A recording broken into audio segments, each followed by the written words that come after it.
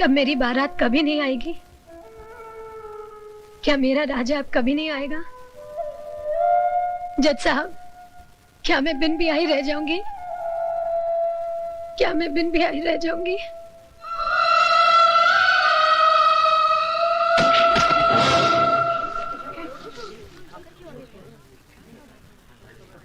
हाँ, अपने आप को दादा कहते हैं।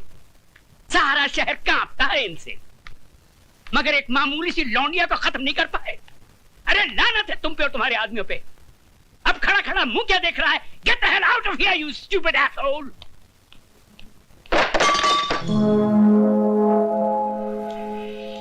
कौन है वहां? सामने आओ वरना गोली मार दूंगा। तुम किस किस को गोली मारेंगे साहब? एक गुनाह को छुपाने के लिए और कितने गुनाह करेंगे? पूरा शहर तुम्हारे नाम पर थूक रहा है, पूरे शहर को मिटाएंगे।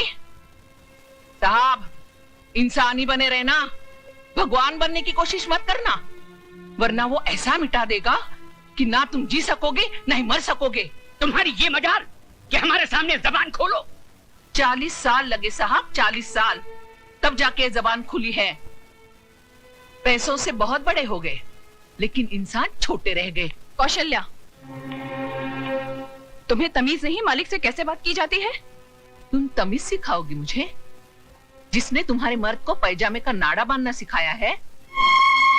अरे बहू, जब घर में आग लगी हो तो पानी डालकर उसे बुझाया जाता है, लेकिन तुम उस आग में तेल डाल रही हो। अगर इसी रफ्तार से तेल डालती रही तो कुछ ही दिनों बाद यहाँ हवेली नहीं शमशान घाट होगा। इनफ इज इनफ, नमक हराम, दफा हो जाए यहाँ से। और खबरदार जो फिर इस दहलीज पे कदम रखा। फिक्र मत करो साहब, तुम्हारी दहलीज पर पैर तो क्या, उस पर थूकूंगी भी नहीं। दोनों तरफ के गवाहों के बयानात सुनने के बाद और तमाम हालात को मद्देनजर रखते हुए ये अदालत इस नतीजे पर पहुंची है कि मुल्जिम राज ने जुर्म किया है और वो कानून का मुजरिम है। लेकिन कानून से पहले वो माला का मुजरिम है, जिसकी जिंदगी को उसने तबाह कर दिया और समाज में इज्जत से जीने का हक उससे छीन लिया।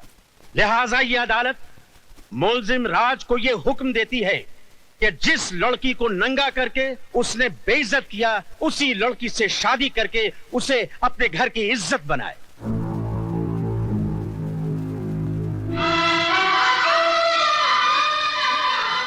चौबीस घंटे के अंदर अंदर अदालत के इस फैसले की तामील की जाए।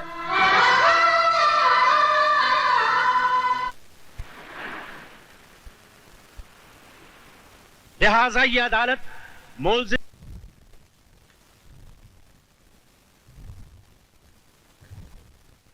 ऐसे नहीं बेटा, इस सिंदूर का अर्थ तो समझ लो। तुमने एक बार अपनी पत्नी की मांग में सिंदूर भर दिया तो तुम्हारे जीते जी ये सिंदूर कभी नहीं मिटेगा। इसका मतलब ये सिर्फ सिंदूर नहीं, इस बात की गवाही है कि तुम जिंदा हो और सही सलामत।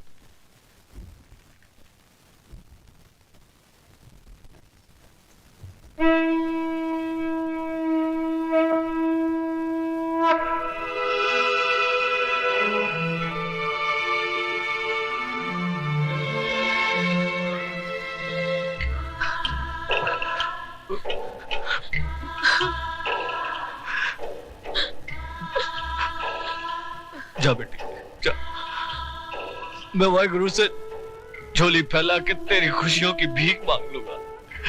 जा।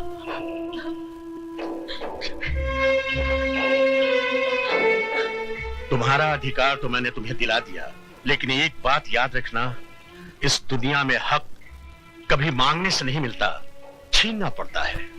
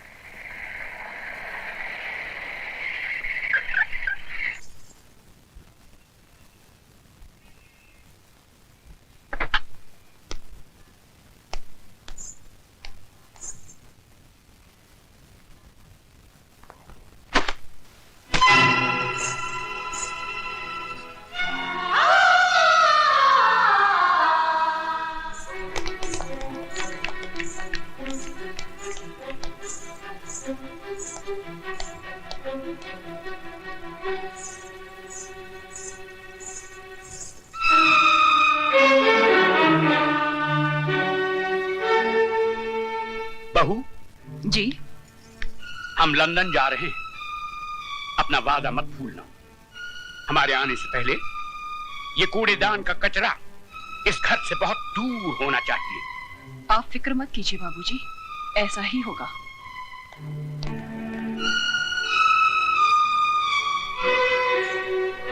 ओ महारानी, वहां कहाँ चली? जी मैं। रामू, जी मैम साहब। इनको जरा इनका महल दिखा दो। मुझे महल नहीं, मुझे मेरे पति के चरणों में जगह चाहिए। ओए होए, सती सावित्री की बात तो सुनो। लगता है बाप ने ठीक से समझा बुझा कर भेजा है कि उंगली पकड़कर पोंचा कैसे पकड़ा जाता है। कान खोलकर सुन ले, इस घर में मालिकों का कमरा अलग और नौकरों का कमरा अलग है। रामू जी। ले जा इसे नौकरों के कमरे में। आइए बहुरानी। खबरदार जो इसे किसी ने बहुरानी कहा, ये नौकरानी है, सिर्फ नौकरानी। शारदा, ये क्या कर रही हो तुम? ऐसा सलूक थोड़ी किया जाता है। तुम चुप रहो जी। खबरदार जो तुमने इसकी तरफदारी की तो जाओ, जाके अपना काम करो।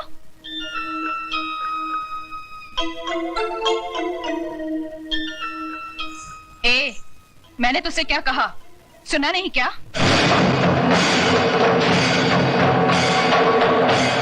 सुनो बड़ी बहू रानी, ये सिंदूर बाजार में 2 पैसे में जरूर मिलता है, लेकिन जब किसी औरत की मांग में भर दिया जाता है तो इसकी कीमत भगवान भी नहीं चुका सकता। फिर तू क्या चीज है? मेरा कद भले ही 5 फुट का है, लेकिन मेरी जुबान 10 फुट की है और हाथ 20 फुट का। दोबारा तमीज से बात नहीं की तो उसी म्यूनिसिपालिटी के स्कूल में भर्ती करा दूंगी जहाँ तेरा बाप चपरासी है। तूने मेरे बाप को गाली दी? मैं तेरे बाप को गाली क्यों दूंगी? तू तो खुद तेरे बाप के लिए एक गाली है, वरना अपनी छोटी बहन की दलाली करने यहाँ नहीं आता, समझा?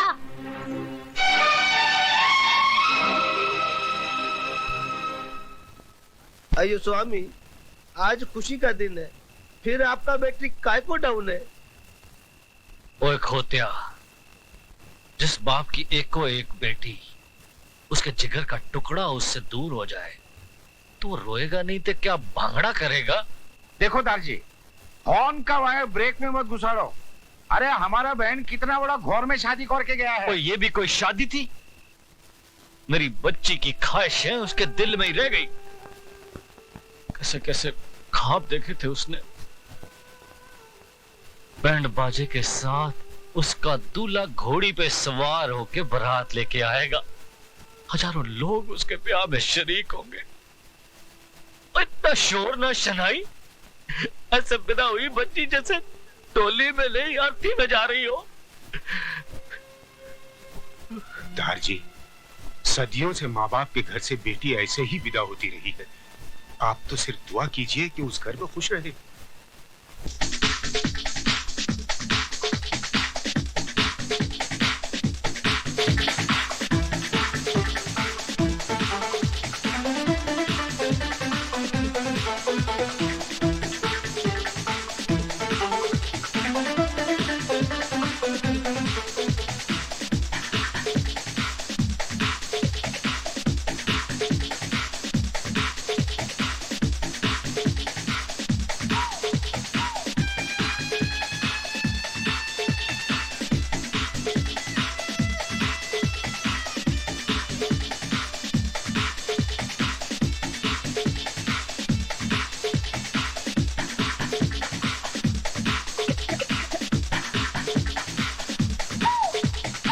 यार राज, महफिल में सभी हैं, सिर्फ वही नहीं है जिनके लिए महफिल सजी है। सुरेश, जूतों को पैरों में पहना जाता है, सर पर नहीं रखा जाता। अच्छा राज, हम चलते हैं, रात काफी हो गई है, फिर तुम्हारी सुहागरात भी है। हमारा शेर सुहागरात नहीं, सुहाग दिन मनाता है। और वो तो ये कब का मना चुका है, ये बात सारी दुनिया जानती है। राज, हंसी मजाक बहुत हो चुका है यार, अब तो भाभी को बुलाओ।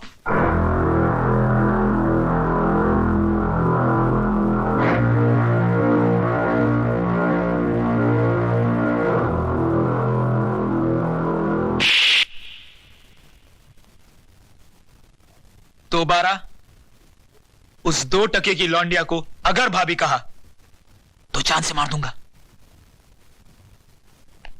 कानून ने उसे बाजार से खरीद कर सिंदूर और मंगलसूत्र तो दे दिया, मगर वो मेरे शरीर को, मेरी आत्मा को कभी हासिल नहीं कर पाएगी। Do you understand? Yes, I am sorry.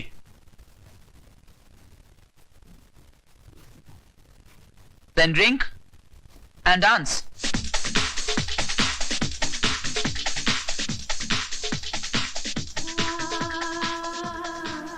तुम्हारा अधिकार तो मैंने तुम्हें दिला दिया, लेकिन एक बात याद रखना, इस दुनिया में हक कभी मांगने से नहीं मिलता, छीनना पड़ता है।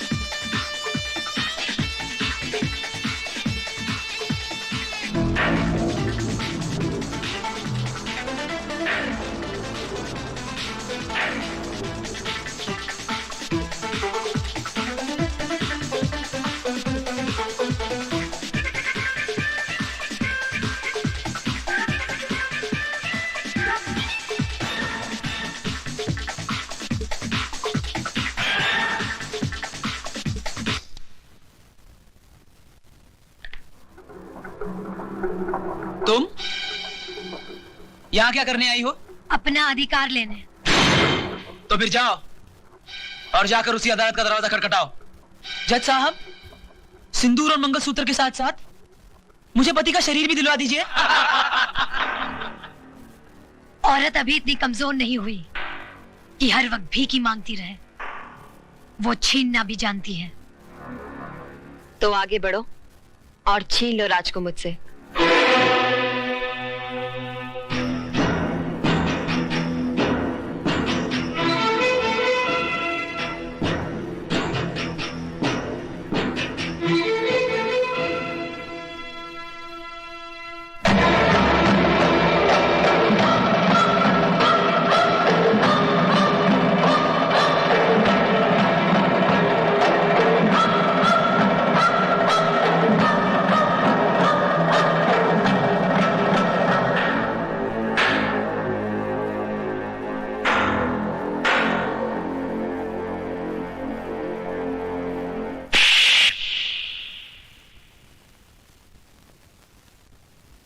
क्यों?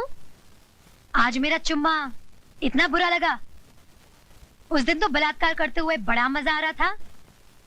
मिस्टर हस्बैंड, मुझे भी तुम्हारे गले पड़ने या तुमसे शादी करने का कोई शौक नहीं था। गौर से देख लो मुझे, मैं हिंदुस्तान की अदालत की वो मोहर हूँ जो तुम्हारे माथे पे लगा दी गई है कि मैं तुम्हारी पत्नी हूँ और तुम मेरे पति।